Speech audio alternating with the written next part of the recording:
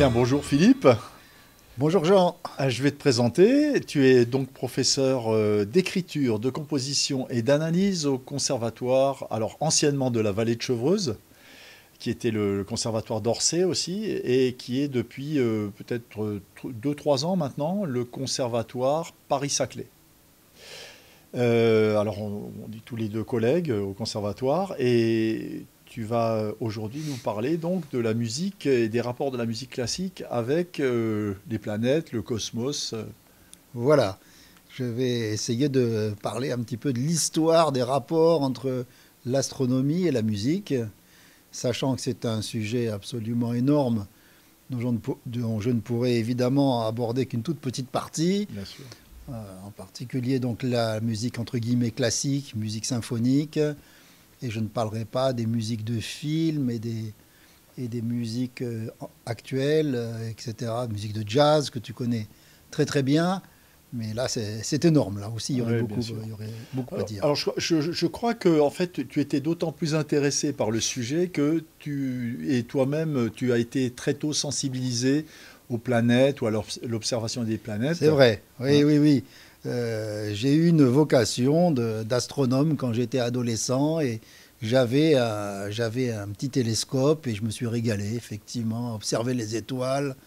Et donc, il y a un moment dans ma vie où j'ai pensé devenir astronome. Donc, c'est vrai que l'opportunité de traiter ce sujet aujourd'hui, j'y ai vu un petit peu comme une sorte de signe et ça m'a bien interpellé.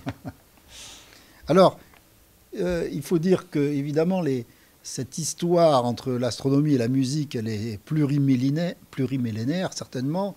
Et par exemple, un des seuls exemples même de la musique grecque antique que nous ayons encore, c'est un hymne au soleil d'un compositeur qui s'appelait Mésomédès de Crète, qui aurait écrit cette œuvre vers 130 de notre ère.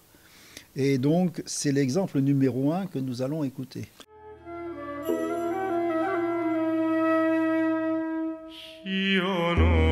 Φαρού πατεράους, ροδοέσανος αντιγαπόλων, πτάνεις υπυχνές συνδιώκεις, χρυσές συναγαλωμένος κόμες, περινότων απείρητων ουράνου.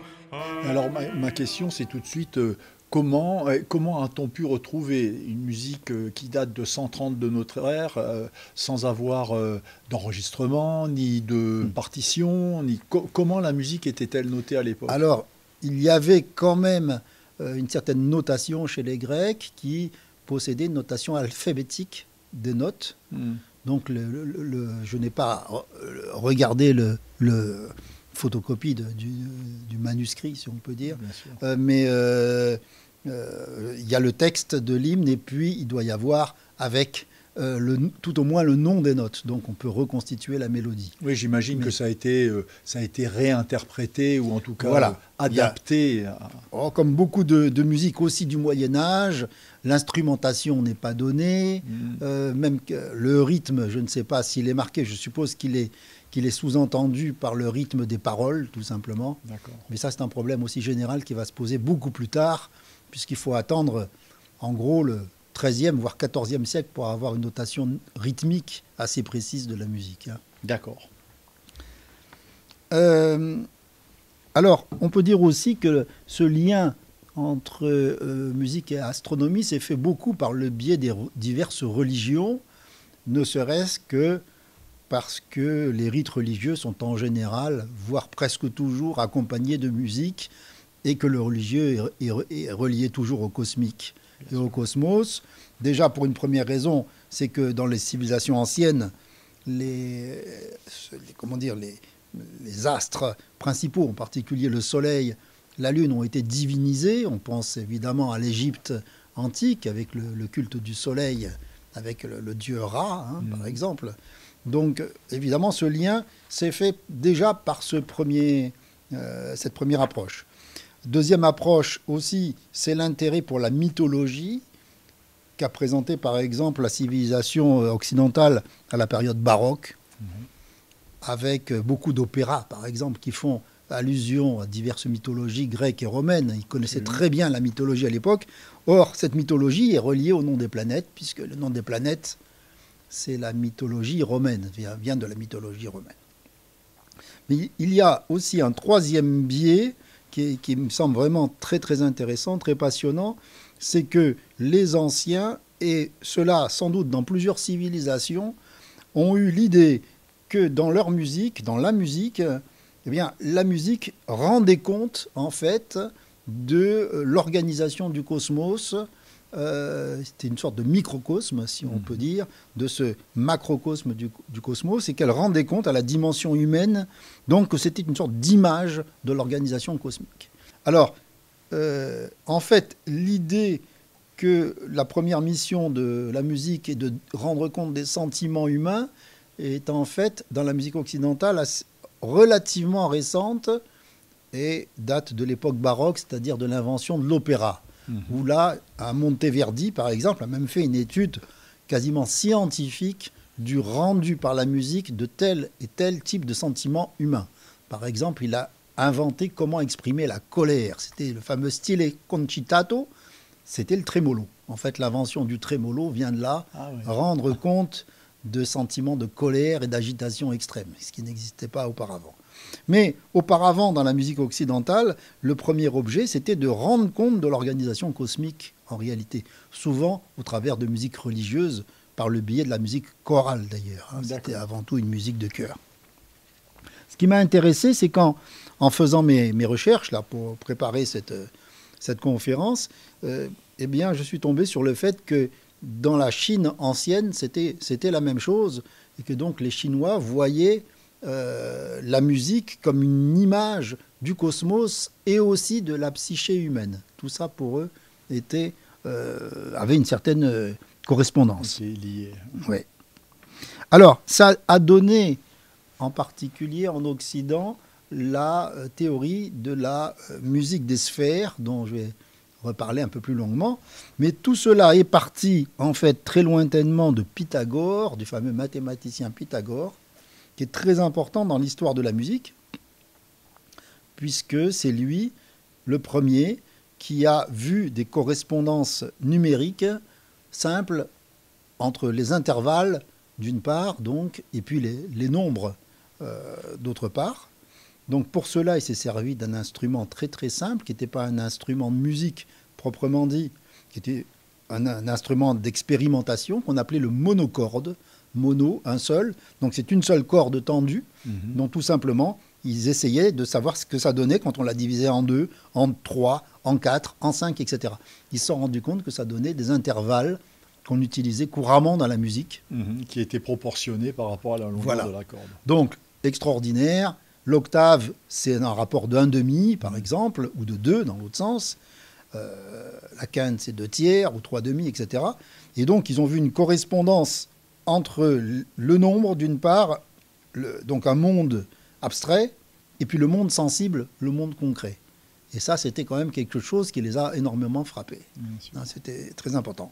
Dans le domaine des arts plastiques, la correspondance, ça a été le fameux nombre d'or en proportion dorée, que l'on retrouve, par exemple, dans les proportions du Parthénon à Athènes. Et dans pas mal de tableaux aussi par la suite. Beaucoup plus tard, évidemment. Tout ça a été repris, en particulier à la Renaissance, en Occident, mais ça existait déjà manifestement, ça existait depuis l'Antiquité grecque. Hein. Alors, le quadrivium. Alors, le quadrivium, 4, c'était donc l'organisation en 4 matières qui étaient apparentées, qui a eu lieu durant tout le Moyen-Âge.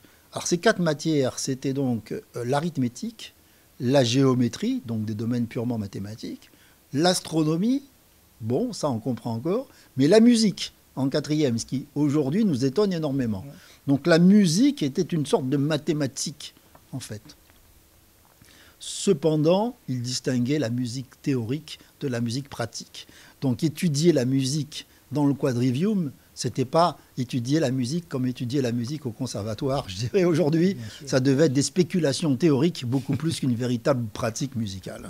D'autant plus que j'imagine à l'époque, il y avait aussi une différence entre la musique quand elle était pratiquée de manière populaire. La musique populaire devait être tellement différente Voilà. de la musique intellectuelle Oui. ou de la musique sacrée. Voilà, tout à fait, tout à fait. C'était des mondes même qui n'avaient rien à voir. Et je pense que la musique, entre guillemets, populaire devait être quand même tout à fait méprisée. Hein, ça c'est tout à fait... C'est probable, en tous les cas. Alors, il y a une autre correspondance que les anciens Grecs ont trouvée et qui les a beaucoup frappés. C'est la correspondance du 7. C'est-à-dire les 7 corps célestes principaux d'un côté, Lune, Soleil, 5 planètes. Oui. Et puis de l'autre, le fait que leur gamme déjà comportait 7 notes, autant qu'on puisse le savoir. Et par exemple, la lyre grecque ancienne, antique, avait bien 7 cordes. 7 cordes. Donc, ils n'y ont pas vu une coïncidence, mais une espèce de signe tout à fait clair d'une correspondance entre le cosmos et la musique. Hein, voilà. Donc, le théoricien romain, qui s'appelle Boès, qui a vécu dans l'an 500 de notre ère à peu près, donc c'est toute la fin de l'Empire romain, il a laissé un traité de musique extrêmement célèbre, et il divise la musique en 3 espèces. Première espèce, la musique la plus noble, la musique cosmique, la musique du monde. Deuxième espèce, la voix humaine, donc la musique que l'on pouvait faire par le biais des voix, soit solistes, soit en chœur. Et troisième espèce, la musique instrumentale, qui est effectivement, ce qu'on disait tout à l'heure, ravalée tout en bas, alors qu'elle constitue peut-être les 2/3, voire les 3/4 de l'enseignement de la musique, ce qu'on appelle nous musique aujourd'hui. Hein. Mais on peut imaginer qu'à l'époque aussi, la variété des instruments de musique était sûrement moins vaste que maintenant. Alors, en tous les cas, on a quand même des témoignages. Les instruments humains, même, il en reste très peu. Ils ont été détruits, instruments en bois, etc.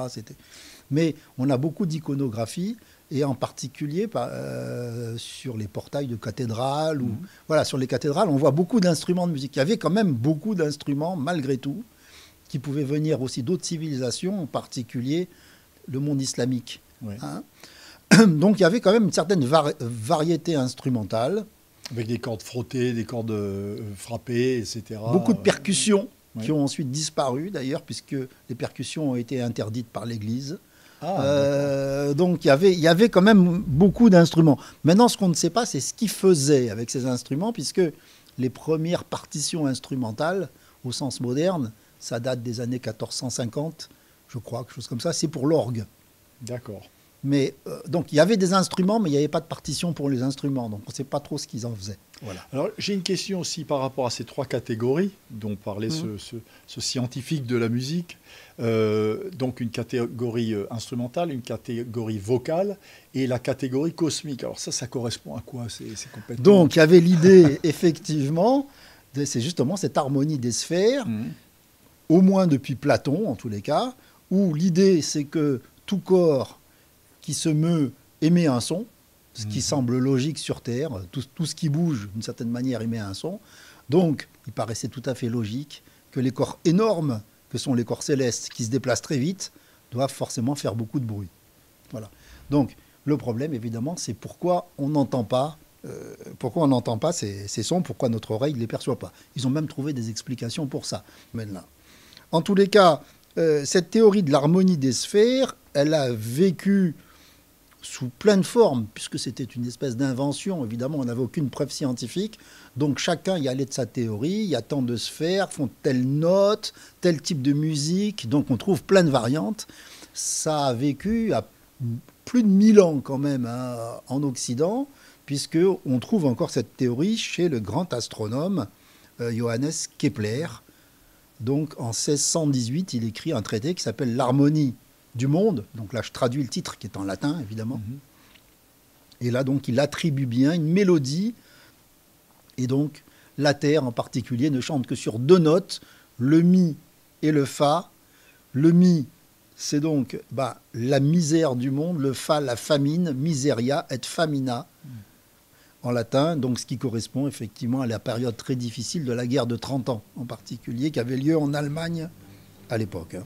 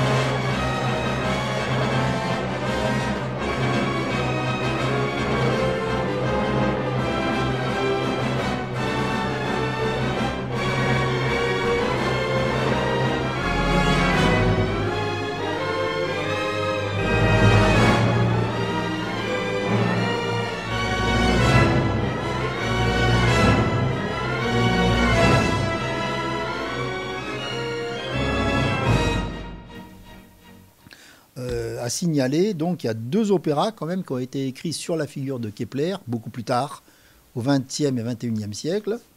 Un opéra de Pauline Demitte, qui s'appelle L'Harmonie du Monde, en 1957. D'ailleurs, l'Harmonie du Monde, on est toujours dans cette problématique-là.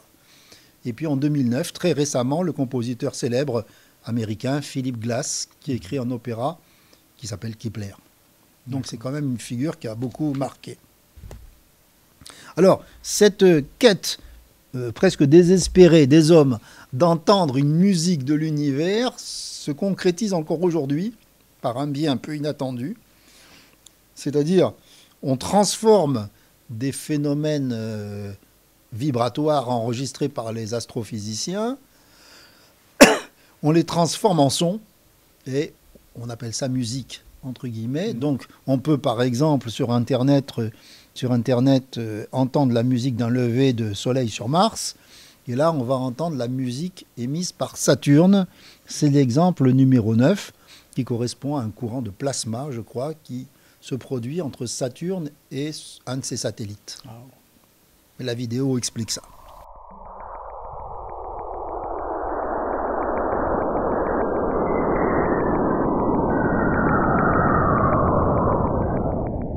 C'est plus inquiétant que romantique, honnêtement.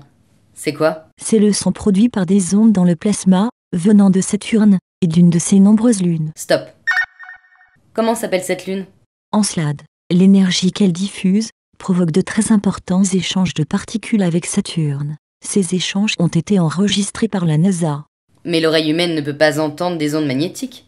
Non, mais des planétologues les ont convertis, de la même manière qu'une radio traduit les ondes électromagnétiques en musique. Incroyable. Repasse-moi ce son, s'il te plaît.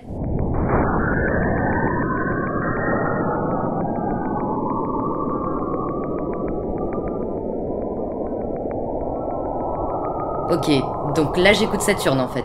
Tu écoutes la réponse, en ondes plasma de Saturne, à l'énergie diffusée en continu par Encelade, qui tourne autour d'elle à des centaines de milliers de kilomètres de distance. C'est fascinant. Et on ne pourrait pas capturer le même genre de son entre la Terre et la Lune? Non, ces ondes sont possibles entre Saturne et sa Lune, parce qu'Encelade est géologiquement active. La relation entre la Lune et la Terre est très différente. Tant pis, ça aurait fait une chouette bande-son. Au revoir, Euphie. Il y a 2 mots qui décrivent cette naissance de l'univers. Le mot hébraïque, le mot hébreu de la Bible, qui est tohu vabohu, d'où vient notre tohu bohu. Et puis, un mot grec, qui est chaos, d'où vient notre mot plus fréquent, j'allais dire, de chaos. D'ailleurs, ce mot est repris dans les titres de pas mal de musiques, d'ailleurs, qui décrivent cette naissance du monde. Donc, le premier chaos, c'est l'exemple numéro 11, celui de Jean Ferry Rebel, dans une symphonie, Les Éléments. C'est un ballet aussi, écrit en 1738. Donc ce Jean Ferry Rebel est un compositeur oublié, j'avoue que je n'en avais pas entendu parler non plus. C'est un élève de Lully.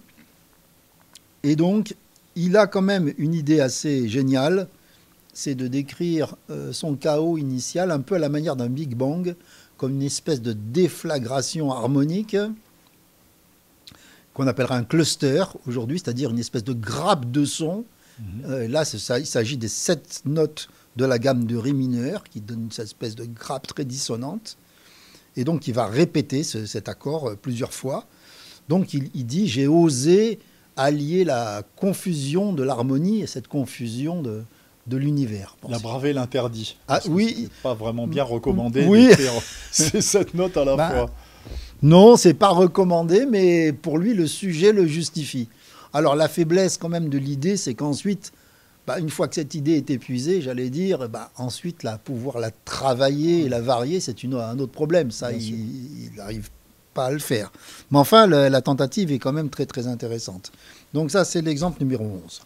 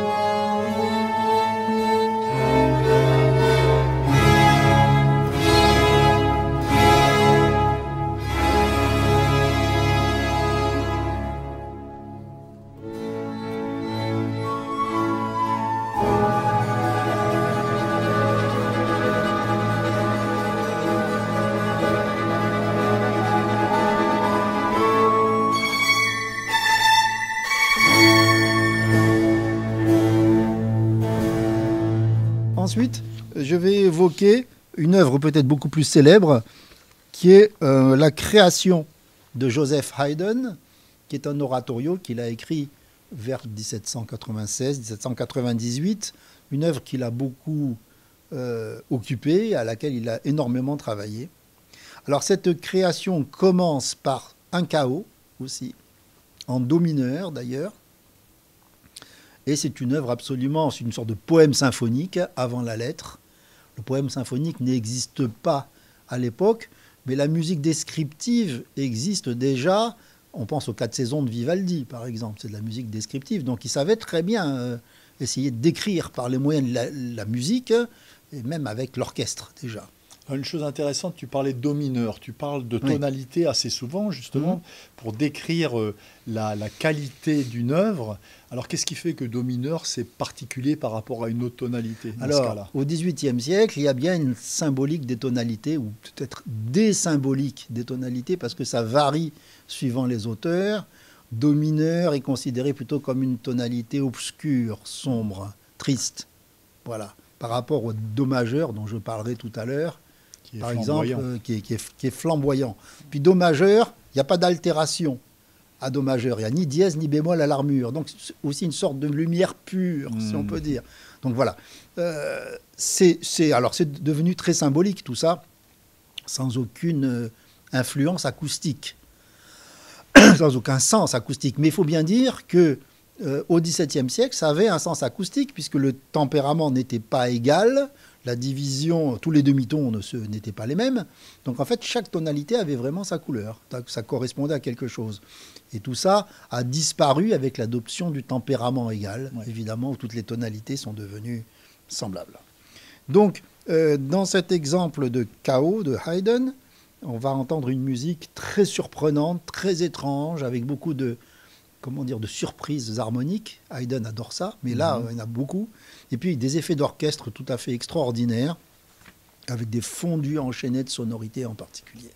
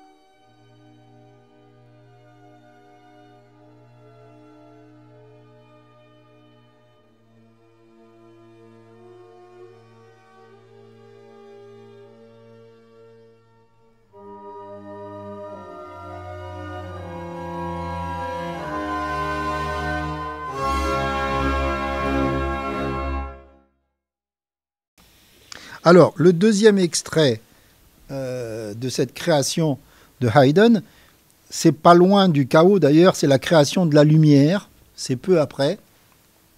C'est un moment qui a beaucoup marqué les premiers auditeurs, où ce sont les paroles bibliques et la lumière fut. Donc il décrit en musique la création de la lumière par un moyen très simple. Il majorise son Do mineur en Do majeur. Et donc cet accord, il est littéralement aveuglant. Il utilise un très gros orchestre. Et c'est vraiment très très impressionnant par un simple accord de Do majeur, comment il obtient un effet musical aussi puissant. Peut-être, brièvement, mais tu peux peut-être expliquer comment on part de 3 notes d'un accord et comment on en fait quelque chose de puissant, de brillant, d'aveuglant, alors que ces 3 mêmes notes peuvent être jouées de manière assez banale. Alors, vous allez entendre dans l'extrait déjà qu'il y a la manière d'amener. C'est amené par une musique très hésitante, très piano. Il y a une attente qui est créée. Et puis ensuite, ça explose d'un coup. Il n'y a pas de crescendo. Donc, on saute sur sa chaise quand on entend cet accord. Haydn a écrit une autre œuvre très célèbre qui s'appelle La Symphonie de la Surprise, où il a déjà joué avec ça. Il y a un accord qui vient comme ça dans une petite musique tout à fait douce, puis tout d'un coup, quelque chose de fortissimo. Paraît-il, la première fois qu'on entend ça, on sursaute, quoi. Donc là, c'est cet effet-là, mais en plus, l'accord dure. Et puis, il y a une orchestration très puissante avec la présence de beaucoup de cuivre, beaucoup plus qu'à l'époque, normalement, et 3 trombones en particulier. D'accord. Hein. Donc, il y a un contrebasson aussi, qui est une contrebasse du basson. Donc, c'était assez rare. Hein, oui, à l'époque, c'était quand même un emploi très rare. Exceptionnel. Voilà. Donc, c'est vraiment tout à fait extraordinaire.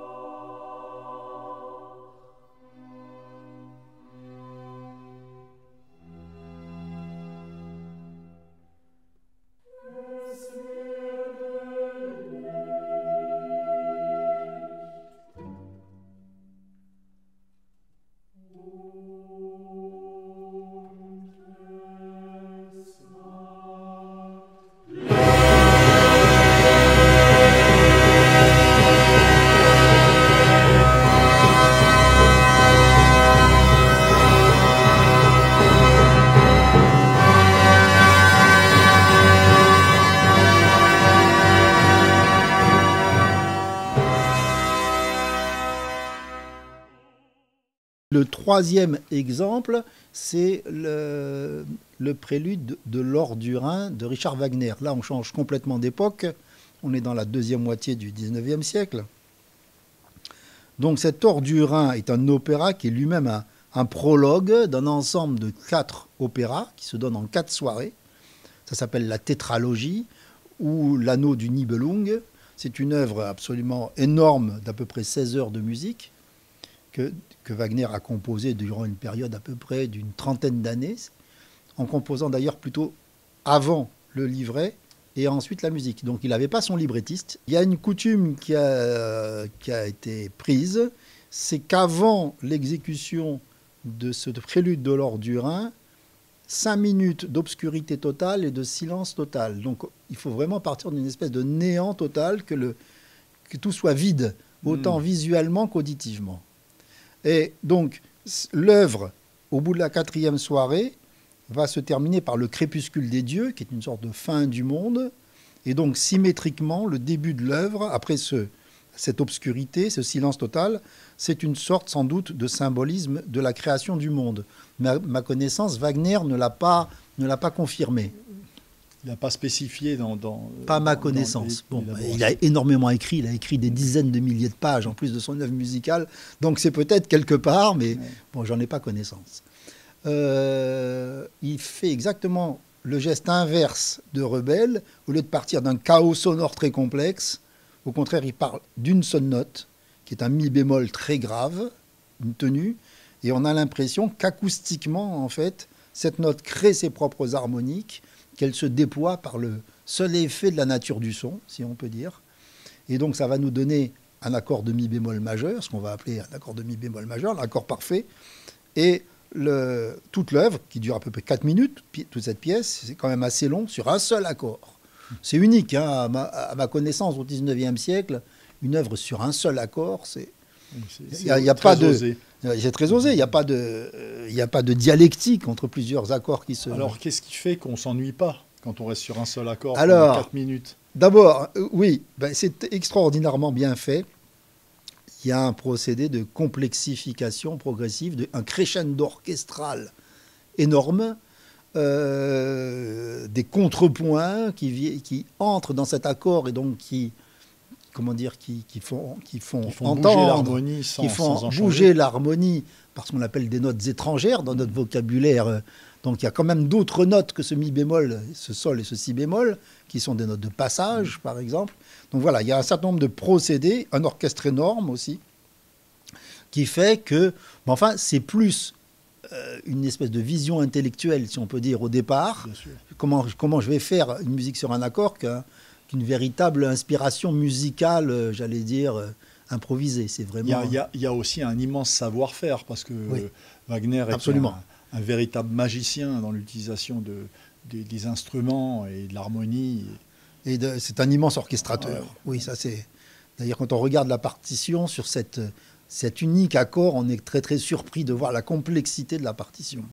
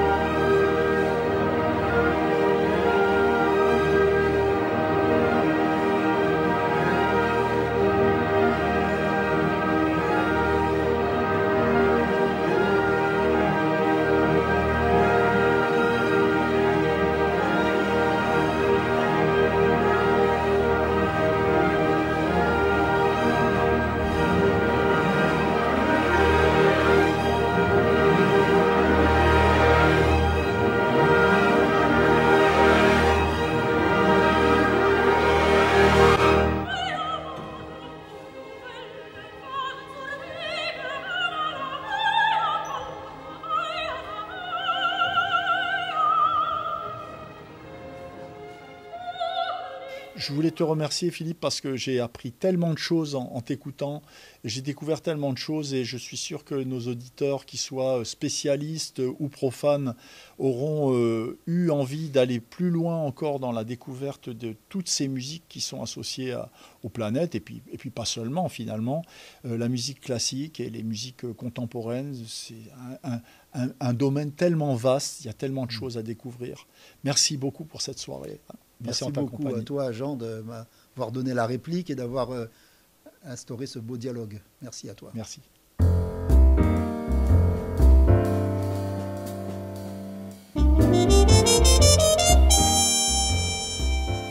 Certains pensent qu'au commencement était le vide, un vide cosmique doté d'une énergie prodigieuse, l'équivalent d'un verre de champagne dont les bulles formeraient des univers flottants dans le vide. En un temps qui ne s'écoule pas, en un lieu qui ne connaît pas de limite, flottent les univers bulles de champagne.